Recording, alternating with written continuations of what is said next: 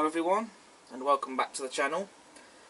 Today I'm going to be taking a look at something that I've been really excited about. This is Hornby's Stockton and Darlington Railway Locomotion no. 1, which they announced at the beginning of the year in their 2024 range. What I have here is the Era 11 version, and this has just arrived in the post, and so without further ado I'm just going to get straight into it because I've really been looking forward to this one. I will very quickly talk about the packaging. Firstly, I do quite like the box. Very rigid and firm box, very strong, very sturdy. And I do quite like the colour of the box as well, and the, should we call it the artwork on the front there. And for the packaging inside, you also get this as well, which is a bit of history on the real loco. And for the packaging inside, they've used this hard foam, and the model is in this two-part plastic casing. And I think they've really well designed the packaging here because they've taken into the account the motion on the model. So they've obviously designed the packaging to suit, and I think that's been very well thought out. And also the model is fixed in place, it's held in place in the packaging with a screw, and you can actually use the plastic casing as well that the model comes in as a loco cradle.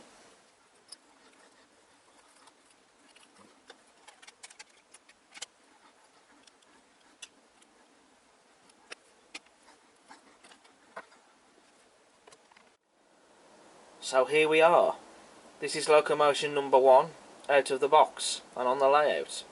I was a little bit nervous about this, to be honest, actually, because the last thing I would want to do is to be in the situation where I'd have to unfortunately send this back, and I didn't really want to be in that position, so I just had to keep everything crossed and hope for the best that this model would work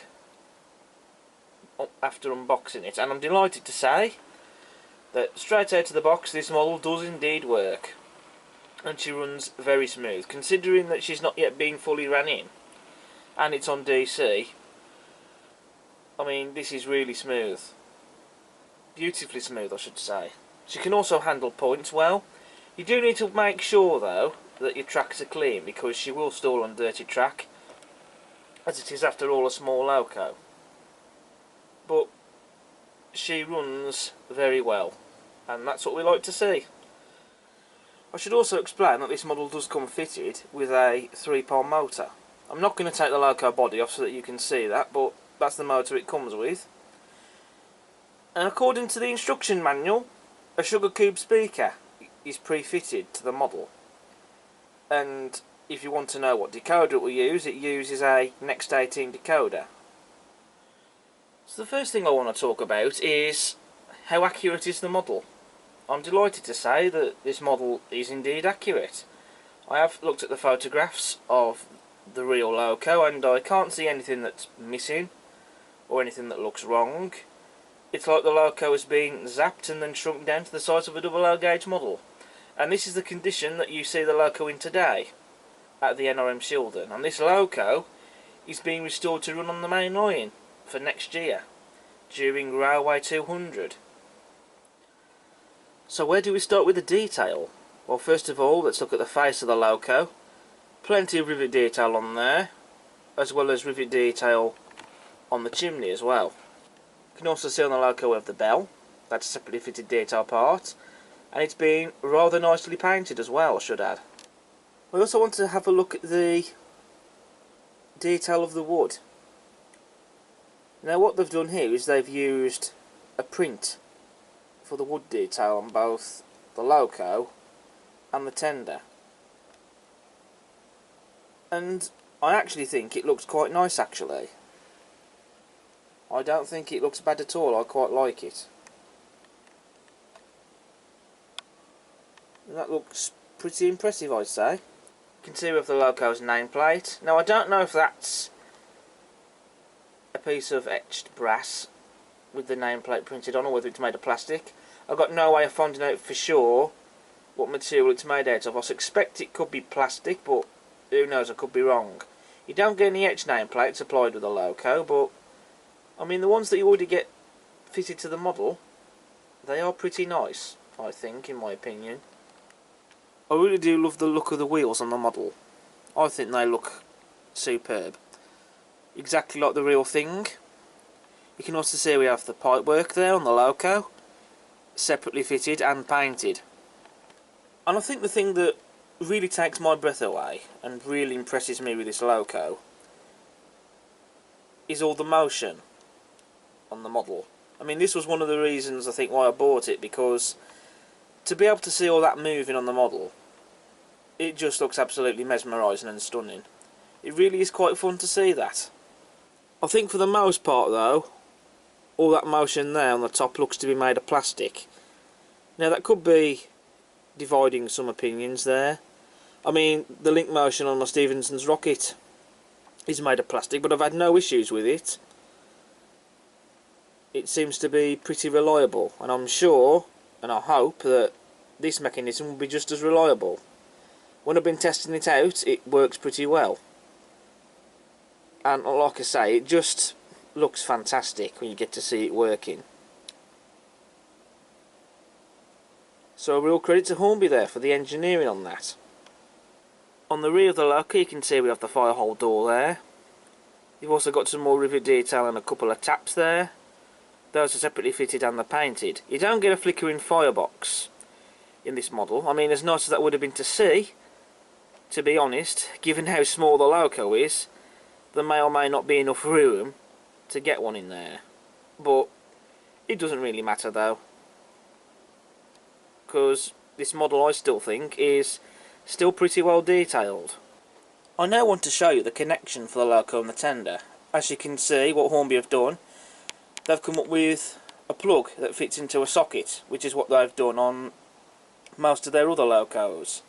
Although recently they've now come up with a new style electrical connector that you've seen on the AA4s, AA3s, their main range Black 5s and the P2s.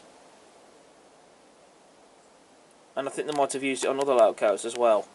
Now I actually think that this is a pretty good design, especially because the wires, they're not just loose, so there's minimal chance that they should snap.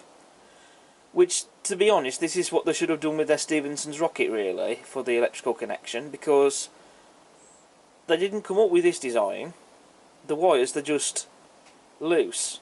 They don't have any tie or clip or anything to hold them in place, so they can break off easily. I've had to send my rocket back at least once to Hornby so it can be repaired, to have a wire soldered back on. So it is good to see that the Hornby have come up with this design, the socket that goes into a plug. And the wires, they don't look like that they can snap off so easily, so that's good. As you would expect, we have metal wheels on the tender, and also you have these bits of details, which I believe those are footsteps. And they are both present on the tender, they are both intact. Then you've also got this little bit of detail on the back, and that is a bucket, and I think that's actually quite a nice little detail. It fits into, shall we call it a pin, on the back of the tender. And you do get some couplings as well supplied for the loco that you can also fit into that as well. So we'll have to remove that bucket. Moving back to the loco, we have a seat for the driver to stand on. Quite nicely detailed it is as well. And then you've got this plate on the front as well. So it is a very well detailed model, I think. It certainly looks the part. I just want to go through the couplings that are supplied with the loco. There are 3 different types. First of all, you have a plastic chain link coupling, as per what we've seen on their Lion and Stephenson's rocket models. So that is for if you want to use it with Liverpool and Manchester Railway stock. That just clips on the back of the tender where the bucket is clipped into that we saw earlier. Then you have 2 chain link couplings, this one on the end just here, that is designed to fit into an M pocket, so you can couple that to any stock that has NEM pockets. And then you have a magnetic chain link coupling, and I believe you would use that if you wish to run this with the Akira scale cauldron wagons. So it's quite interesting to see that we have 3 different types of coupling here, supplied with a loco. So now I'm going to fit the driver and the fireman to the loco. Now, I watched Model Loco's video on the Locomotion no.1, and to fit the crew on his model, he used black tack, and so I'm going to do the same thing with my model. So first of all, I'm going to fit the fireman, who sits on the tender. And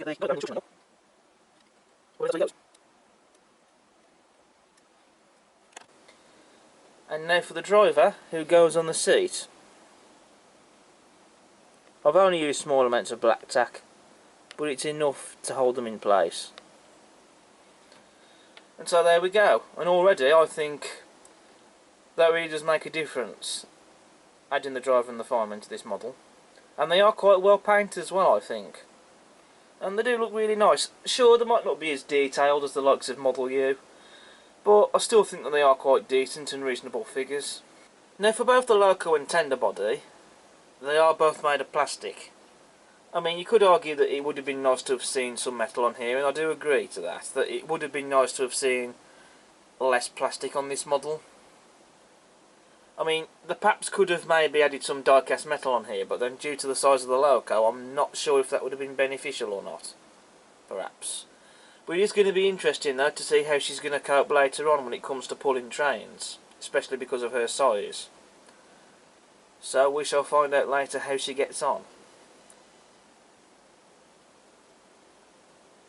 But regardless, even if it is a plastic construction, which it is, you know, it's not bad, far from it, from any means. As nice as it would have been to have seen some metal parts on here, it still is a beautiful looking model.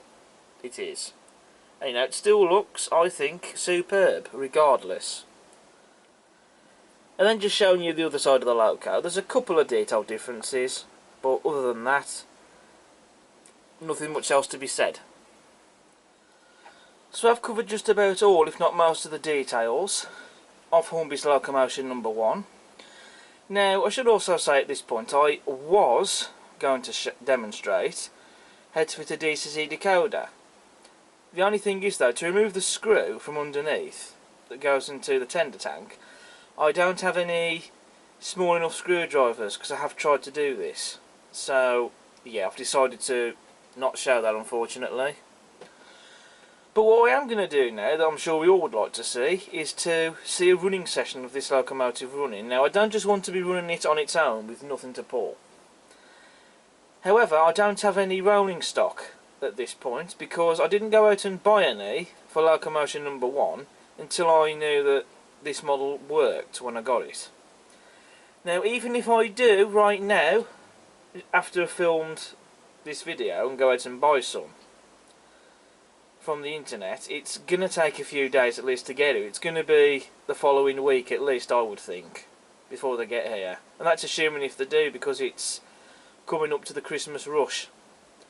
So, until I do get some rolling stock to go behind the loco, and I will do, I think I'm going to be going for the Akira scale cauldron wagons in the Stockton and Darlington Railway livery you can buy from Locomotion models, because I think at least a couple of packs of those behind this locomotive, I think that would look fabulous. But I think I'm going to do that for a future video, I think. So for now, what I'm going to do is I'm going to use a bit of Rule 1 here. Because what I'm going to do is I'm going to fit the plastic chain link coupling just here. And what I'm going to do is I'm going to get this pulling a couple of the Era 1 coaching stock and Stephenson's rocket, top and tailed. I'm just going to do that for a bit of fun, why not? I know it's not prototypical, but like I say, it's just for fun and just a bit of a giggle as well. So let's do this. I'll see you in a bit.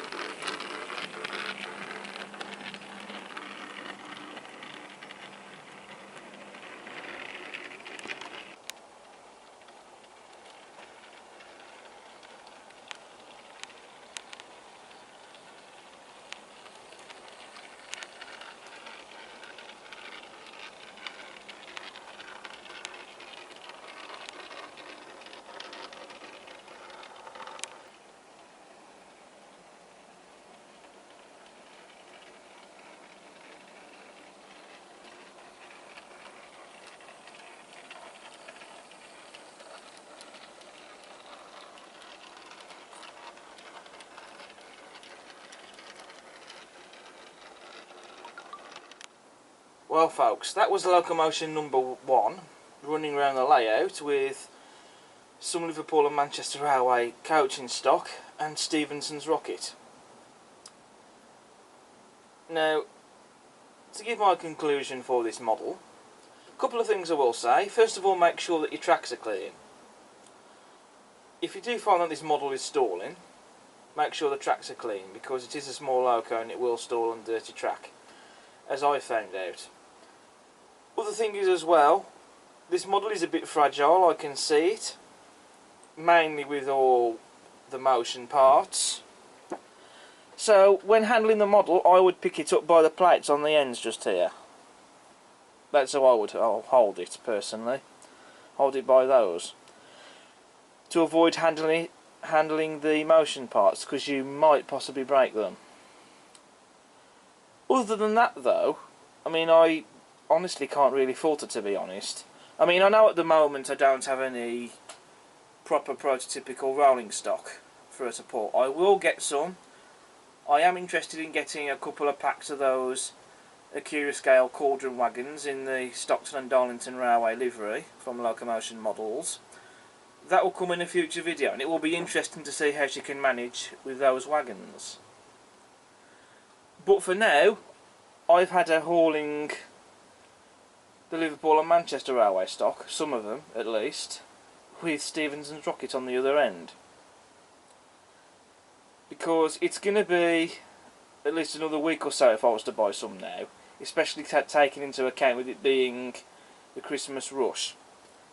So rather than waiting another week or so to finish off the video, just to show it running with prototypical stock when I can show that in another video, I've just decided to use a bit of Rule 1 and have a bit of fun. I know the purists are not exactly going to like this sight of Locomotion with Stephenson's rocket and some of the Liverpool and Manchester Railway stock, but as great as it is to run prototypical trains, as much as I love to do that and mostly do that, it is nice to use a bit of Rule 1 now and then and just have something different running like this. Come up with a different consist just for fun, because that's what the hobby's about, isn't it, at the end of the day? It's nice to have some fun. That's what I like to do, and it certainly has been quite a fun train seeing this running around in the layout like this.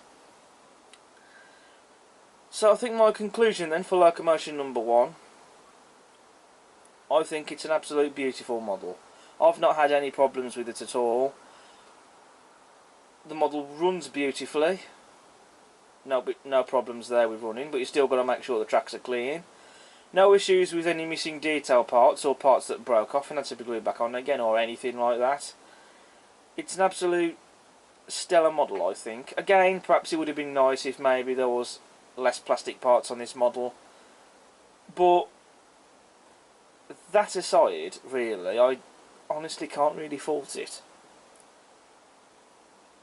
And I personally don't mind, really, on the other hand, that it is mostly a plastic construction, at least in terms of the body shells anyway.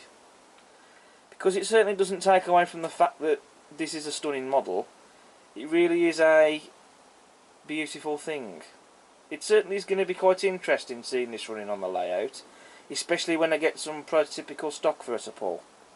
And I've especially loved seeing all that motion moving. I mean, that's a feat of engineering in itself.